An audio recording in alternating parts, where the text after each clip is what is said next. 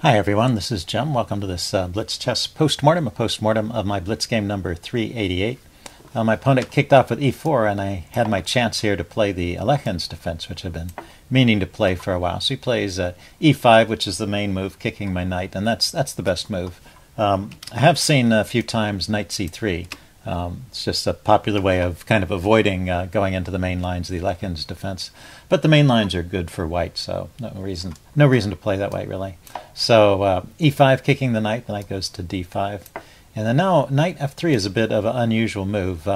Normally d4 is played here, or c4, kicking the knight. So knight f3, just defending the pawn. And now this gave me an opportunity, which I didn't take advantage of. But you see the opening book, the main move is c5.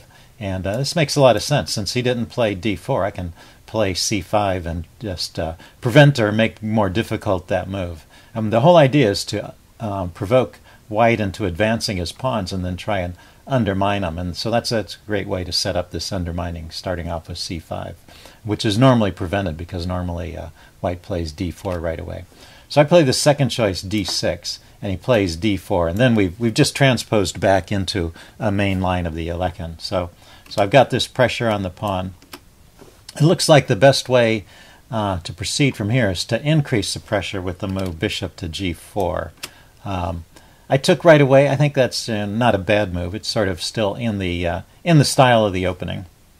Another idea here is to just play g6 and open up a line for this bishop. So you leave the tension in the center and maybe you build up a little before exchanging.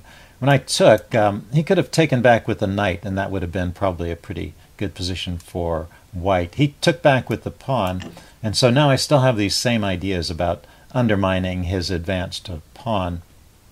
And according to the engine, the best way to proceed is once again bishop g4 with the pin and preparing knight c6. I just played knight c6 immediately, which is another way to play, but not quite as accurate. So I'm going after the pawn, but he has time to defend it. He comes out with bishop c4. Cancel that. Oh, he came out with bishop c4 and counterattacked my my knight. I mean, this pawn is not yet under attack. It's adequately defended. So right here, the most normal response is knight to b6. And yeah, that's also the top engine choice, knight to b6. Knight to b6. And during the game, I was a little bit worried about this idea. Knight to b6, bishop takes here, check. And now the queen, fortunately for me, the queen is defended. The king has no moves, so the king takes f7 is forced. And then sometimes you can lose your queen, but right here, the knight on c6 is defending the queen, so there's nothing horrible going on here. I was more worried about well, he comes in with the knight check, and say the king drops back to e8 or g8. Let's say he goes back there, and then the queen comes here with the check. But it turns out I can just block it with g6. And there's no follow-up. He's got two pieces in on the attack, but my position is solid enough, and I'm a piece up. So I could defend this. So that's the way I should have played. That was kind of the answer to the question I asked in the video, whether it was safe to play knight b6. Yeah, the answer is that's a fine move, and probably what I should have played. So instead I defended the knight with bishop e6. And I get into some kind of awkward situation later. So, well, we develop for a little bit. I lift up my queen so I can castle queenside. He plays queen e2, and I castle. And he goes rook d1. And, well, before I play rook d1, as soon as I put rook d1 on the board, the chess engine is going to give away the answer. But after rook d1, I have a tactic. So you might want to pause the video and see if you can discover the reason why rook d1 is a bad move. Okay, I'm going to give the answer away now. He played rook d1, and here I could have played, which I didn't, I could have played knight f4. And I may have thought about this during the game, but I didn't realize there's an important point here. He takes my queen, and he's also threatening to take my rook with check. But I take his queen with check. He's got to respond here first. He takes back, and then I take his rook. And so I just win the exchange here. And so it's very important to note not just the dual threats of the rook is attacking my queen and my knight is attacking his queen, but I managed to take his queen with check, which forces his response, and then he doesn't have a chance to grab my rook. And so I end up winning the exchange. So nice little tactic there. I missed it during the game. I played queen e8, got off this dangerous file where his rook is, and the game just continues.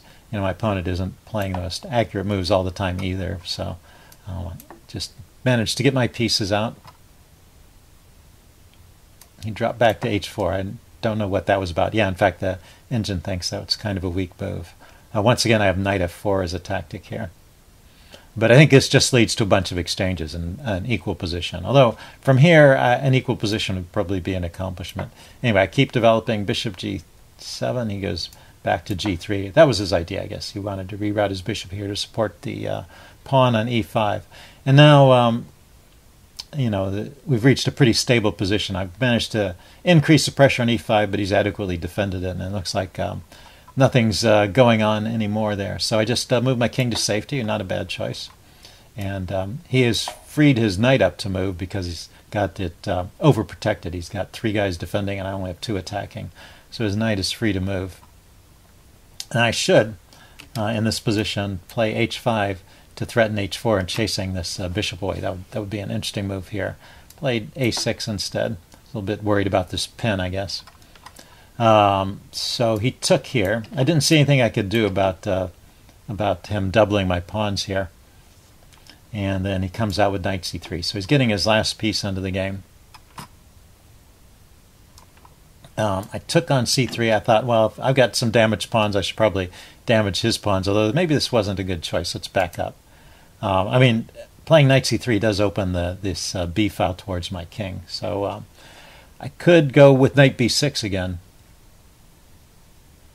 Knight b6 gives up a pawn, though. Or h5 going after the bishop. Okay, so I took here. I mean, they're all about the same. This is just slightly worse. He exchanges. And I took back with the knight, defending my pawn. And now he took my knight. And now I play h5, trying to make his bishop a bit uncomfortable. So I'm still in the game here. Plays f3, giving his bishop an escape route. I kick it, and it drops back to f2. And now queen c6. So, white has kept the advantage through all of this, but not a winning advantage. So rook b1. And now is where I really make my fatal mistake. He's got a pressure on this open b file. He's pinned them a b pawn, so this pawn is loose. So I need to eventually do something about that. Actually, I don't. It's currently defended by the queen, so I don't have to move the king right away. Although the move I played, king a8. There's also king c8 suggested by the engine. I mean, it's just another way of defending, adding an extra defender to the a6 pawn there.